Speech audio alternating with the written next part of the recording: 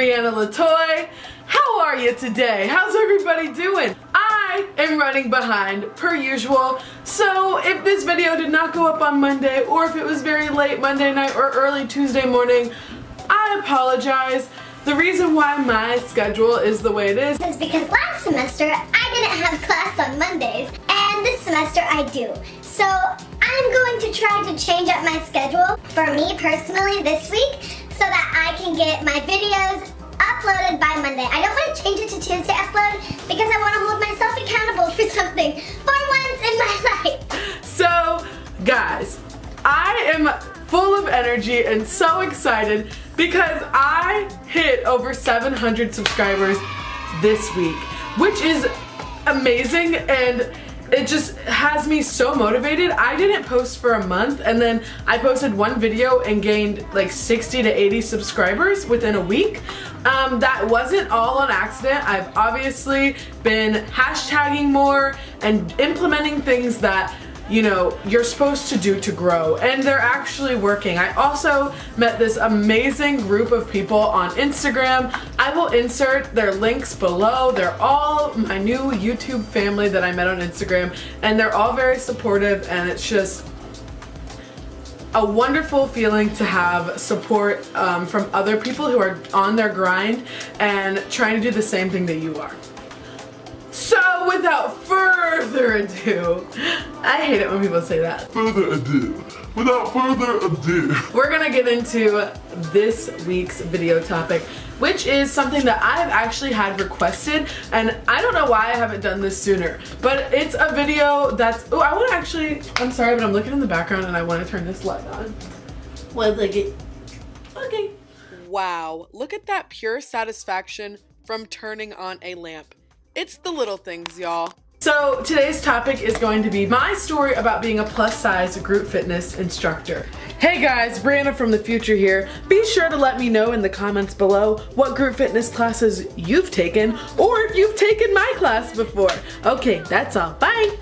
So I figured I might as well give you guys a little background on myself, where I am now, and then we will take a little story back to where I was, and then I will tell you guys some things that have happened to me in between about being a plus-size group fitness instructor. Basically, I was a dancer my entire life. I also have always been a little bit heavier set since about 8 years old. I used to be really, really tiny. I was a little skinny kid in kindergarten, first grade, second grade, but I think around third and fourth grade I started to gain a little bit of weight, and I've always just been a little heavier set. I did dance my entire life. I did take a couple years off from studio dancing, but I did. Butters is chewing a bone right now, and if you can hear her chomping on it, I'm really sorry.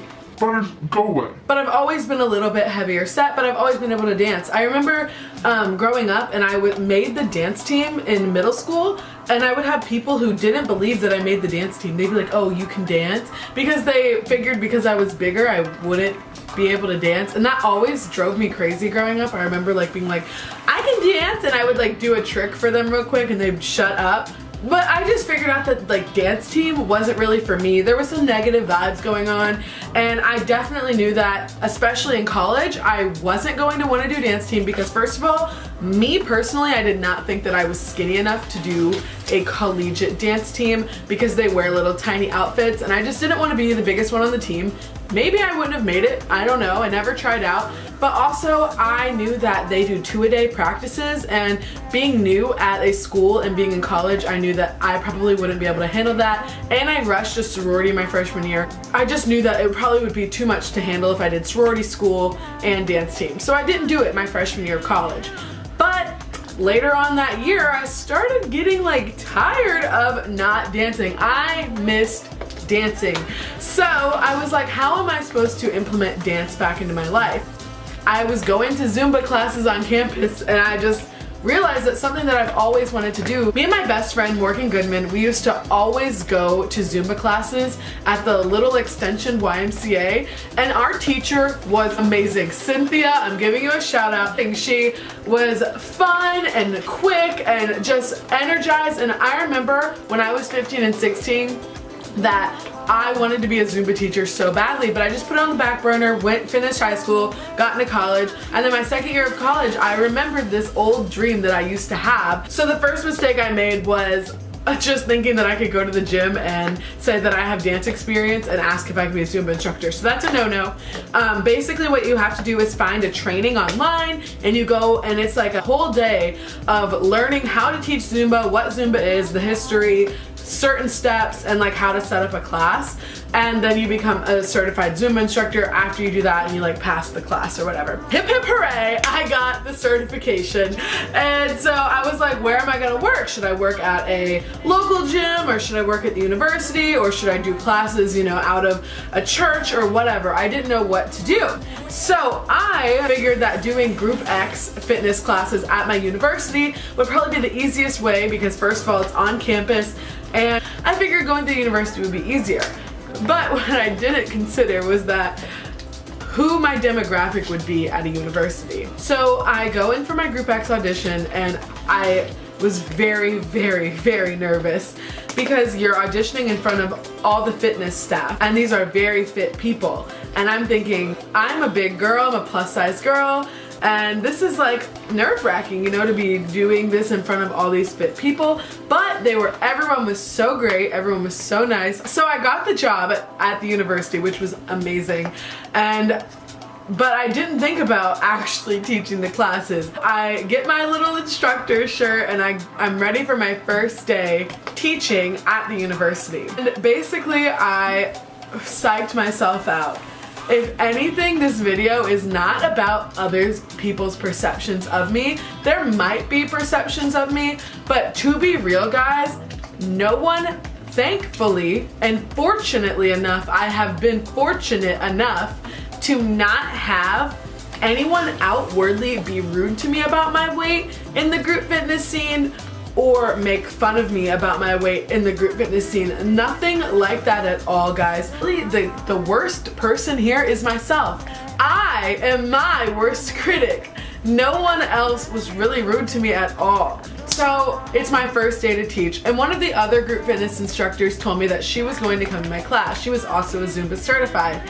And I freaked out. I was like, oh my gosh, like this other Zumba instructor who's way skinnier than me, who's way more fit than I am, is going to be coming to my class. Like, oh my gosh, what? I got all in my head. And so I go into the gym on my first day, and all these negative thoughts are running through my head, like, you can't do this, no one's gonna want to take your Zumba class. And I look, and I walk in and I look at my class, and it's all these girls who are smaller than me, all like just very tiny girls. And I'm like, no one's going to want to take a fitness class from a big person. Like, that makes no sense. Like, no one's going to think my class is good. There's obviously other Zumba teachers here who are going to be better than me. So on my first day of work, I saw the girl who was coming to my class to take it as a participant, and I told her that I wasn't feeling well, and I actually got her to teach my class for me on my first day. That was my first time instructing Zumba, which obviously I didn't instruct the next week. I told myself I could do it. I went in and I had a really great class. And honestly, my experience being a plus size group fitness instructor has been nothing but positive, other than my own insecurities. I've had women come up to me after my classes and tell me that they are so happy to see someone who looks more like them and doing the class. In some ways, it's an inspiration to see people who look like you, representation. And also, I've had people tell me that they love my body. They want to get my body, which is crazy to me, because my entire life I always am trying to be smaller, and I have people who are looking at me saying, girl, you look great. So it's honestly, being a plus size group fitness instructor has done nothing but be great for my self-esteem. It's improved my self-esteem, it's improved my self-confidence, it's improved my group communication skills, and yeah, like, honestly, it's just been a very, very positive experience for me. So that's my experience in teaching Zumba. And my other class that I'm certified to teach in is actually yoga. Yoga Fit is where I got my certification from. And in yoga, that was one that I had been teaching Zumba for 2.5 years. I was so comfortable teaching Zumba. I went out and did it. Was I the only plus size person at the certification? Yes. Was I worried about it?